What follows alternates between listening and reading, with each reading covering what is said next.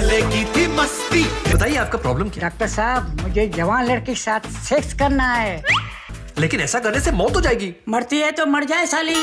क्या? अब मिलन होगा।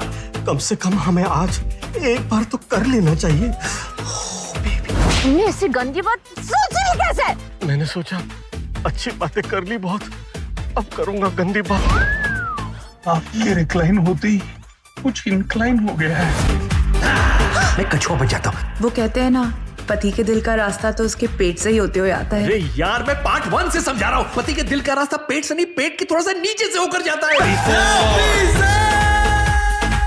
वीजा ये कौन सी एम्बेसी में मिलता है? ये मेरी बीवी मुझे देती है। लव वीजा साल में 1 हफ्ते बूगी बूगी। मैं नो बॉल के बाद पता है वो फ्री हिट मिलती है। लव वीजा ना शादी की वो फ्री हिट है। Love visa, let's get it.